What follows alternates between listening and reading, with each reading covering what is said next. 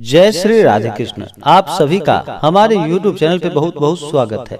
आइए आज जानते हैं वर्ष 2022 माघ माह कृष्ण पक्ष में पड़ने वाली एकादशी के शुभ मुहूर्त और कथा के बारे में। माघ माह के कृष्ण पक्ष में पड़ने वाली एकादशी को षटतिला एकादशी के नाम से जाना जाता है। इस दिन भगवान श्री हरि विष्णु माता लक्ष्मी का पूजन किया जाता है। माघ मास में पड़ने के कारण इस एकादशी व्रत का और भी ज्यादा महत्व बढ़ जाता है। माघ मास में गंगा स्नान का, दान का, भगवान श्री हरि विष्णु के पूजन का विशेष महत्व है। जो भी सच्ची श्रद्धा के साथ माघ मास में गंगा स्नान करते हैं, भगवान श्री हरि विष्णु का पूजन करते हैं, उनके सभी पाप और ताप नष्ट हो जाते हैं। जब मनुष्य के पाप और ताप नष्ट होते हैं, तभी जाकर के उनके सभी प्रकार के सांसारिक उन्हें सुखों की प्राप्ति होती है। माघ मास में एकादशी का बड़ा विशेष महत्व होता है। इसे षटतिला एकादशी इसलिए कहा जाता है कि इस एकादशी में 6 प्रकार के तिलों का प्रयोग बताया गया है। जैसे कि तिल स्नान, तिल का उबटन, तिल का हवन, तिल का तर्पण, तिल का भोजन, तिलों का दान, ये 6 प्रकार के प्रयोग तिल के बताए गए हैं। इसलिए इसे षटतिला एकादशी के नाम से जाना जाता है। जो भी षटतिला एकादशी का व्रत करते हैं, उन्हें दशमी के दिन से व्रत के नियमों का पालन करना चाहिए। दशमी के दिन शुद्ध और सात्विक आहार ग्रहण करना चाहिए। रात्रि में ब्रह्मचर्य का पालन करते हुए भगवान नाम का स्मरण करते हुए सोना चाहिए। और एकादशी तिथि के दिन सुबह ब्रह्म मुहूर्त में उठ करके नित्य क्रियाओं से निवृत्त हो करके गंगा नदी में या घर के नहाने के जल में थोड़ा सा गंगा जल मिला करके स्नान करना चाहिए। शुद्ध वस्त्र धारण करना चाहिए और फिर व्रत का संकल्प लेना चाहिए। आपके मन में जो भी इच्छा हो, जो भी कामना हो, वह प्रभु भगवान श्री हरि विष्णु से कहनी चाहिए। दिन भर व्रत उपवास रहते हुए इस व्रत को करना चाहिए। रात्रि में भजन कीर्तन करते हुए समय व्यतीत करनी चाहिए और द्वादशी तिथि के दिन सुबह उठ करके नित्य क्रियाओं से निवृत्त होकर के स्नान करने के बाद शुद्ध वस्त्र धारण करके भगवान सूर्य देव को अर्घ प्रदान करे। उसके बाद फिर ब्राह्मणों को भोजन कराए, ब्राह्मणों को द्रव्य दक्षिणा प्रदान करे और फिर व्रत का पारण समय के अनुसार करे। तो आइए जानते हैं एकादशी तिथि कब से कब तक है और पारण का समय क्या है। एकादशी का व्रत 28 जनवरी 2022 दिन शुक्रवार को मनाया जाएगा।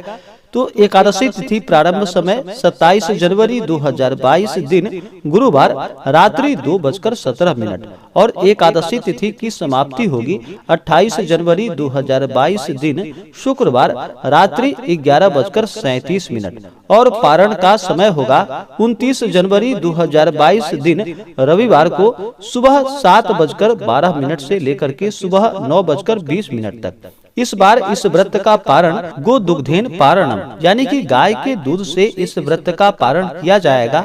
नहीं तो आप तुलसी दल या फल से भी व्रत का पारण कर सकते हैं। तो आइए अब सुनते हैं षटतिला एकादशी की कथा। अगर आप हमें कथा के लिए ब्राह्मण दक्षिणा, अन्न दान, वस्त्र दान आदि के लिए देना चाहते हो तो आप हमें डिस्क्रिप्शन में जाकर के अपने श्रद्धा और सामर्थ्य के अनुसार वहां से गूगल पे, फोन पे या अकाउंट नंबर के माध्यम से आप अपने श्रद्धा और सामर्थ्य के अनुसार हमें ब्राह्मण दक्षिणा प्रदान कर सकते हैं। तो आइए सुनते हैं षटतिला एकादशी की कथा।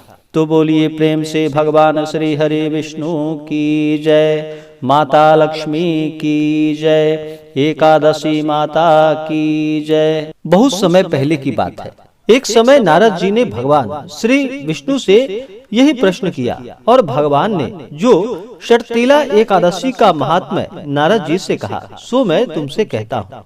भगवान ने नारद जी से कहा कि हे नारद, मैं तुमसे सत्य घटना कहता हूँ, तुम ध्यान पूर्वक सुनो। प्राचीन काल में मृत्युलोक में एक ब्राह्मणी रहती थी। वह सदैव व्रत किया करती थी। एक समय वह 1 मास तक व्रत करती रही। इससे उसका शरीर अत्यंत दुर्बल हो गया। यद्यपि वह अत्यंत बुद्धिमान थी, तथापि उसने कभी देवताओं या ब्राह्मणों के निमित्त अन्न या धन का दान नहीं किया था। इससे मैंने सोचा कि ब्राह्मणी ने व्रत आदि से अपना शरीर शुद्ध कर लिया, अब इसे विष्णु लोक तो मिल ही जाएगा, परंतु इसने कभी अन्न का दान नहीं किया। इससे इसकी तृप्ति होना कठिन है। भगवान ने आगे कहा, ऐसा सोचकर मैं भिखारी के वेश में मृत्युलोक में उस ब्राह्मणी के पास गया और उससे भिक्षा मांगी। वह ब्राह्मणी बोली कि महाराज किसके लिए आए हो? मैंने कहा मुझे भिक्षा चाहिए। इस पर उसने एक मिट्टी का ढेला मेरे भिक्षा पात्र में डाल दिया। मैं उसे लेकर स्वर्ग में लौट आया। कुछ समय बाद ब्राह्मणी भी शरीर त्याग कर स्वर्ग में आ गई। उस ब्राह्मणी को मिट्टी का दान करने से स्वर्ग में सुंदर महल मिला, परंतु उसने अपने घर को अन्नादि सब सामग्रियों से शून्य पाया।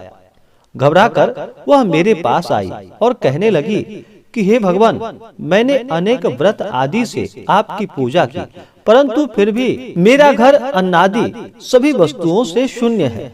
इसका क्या कारण है? इस पर मैंने कहा कि पहले तुम अपने घर जाओ, दिव्य स्त्रियां आएंगी तुम्हें देखने के लिए। पहले उनसे षटतिला एकादशी का पुण्य और विधि सुन लो, तब द्वार खोलना।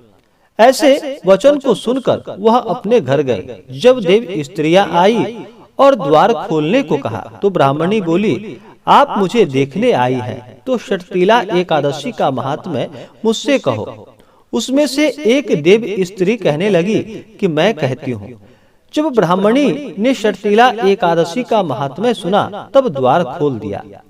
दिव्यांगनाओं ने उसको देखा कि न तो वह गंधर्वी है और न ही आसुरी है, वरन पहले जैसी मानुषी है। उस ब्राह्मणी ने उसके कथानुसार षटतिला एकादशी का व्रत किया। इसके प्रभाव से वह सुंदर और रूपवती हो गई तथा उसका घर अन्नादि समस्त सामग्रियों से युक्त हो गया। अतः जो मनुष्य मूर्खता को त्याग कर षटतिला एकादशी का व्रत और लोभ न करके तिलादि का दान करते हैं, इससे दुर्भाग्य, दरिद्रता तथा अनेक प्रकार के कष्ट दूर होकर मोक्ष की प्राप्ति होती है। तो बोलिए प्रेम से भगवान श्री हरि विष्णु की जय, माता लक्ष्मी की जय। इसी प्रकार से सच्ची श्रद्धा के साथ, नियम और निष्ठा के साथ जो भी एकादशी का व्रत करते हैं, पूजन करते हैं, कथा श्रवण करते हैं, उन्हें भगवान श्री हरि विष्णु की कृपा से उनके सभी पाप और ताप नष्ट हो जाते हैं तथा सभी प्रकार के सुख और समृद्धि की प्राप्ति होती है। एकादशी के व्रत में नियमों का पालन करना चाहिए। एकादशी के दिन किसी के ऊपर क्रोध नहीं करनी चाहिए। अपने मन में किसी के प्रति ईर्ष्या या द्वेष का भाव नहीं लाना चाहिए। अपने से बड़ों का सदा ही आदर और सम्मान करना चाहिए। महिलाओं का सदा ही आदर और सम्मान करना चाहिए। इससे माता लक्ष्मी प्रसन्न रहती हैं। जहाँ पर महिलाओं का अपमान होता है, वहाँ से माता स्त्री लक्ष्मी रुष्ट होकर चली जाती हैं। इसलिए महिलाओं का सदा ही सम्मान करना चाहिए। गरीबों व भूखे को भोजन करानी चाहिए।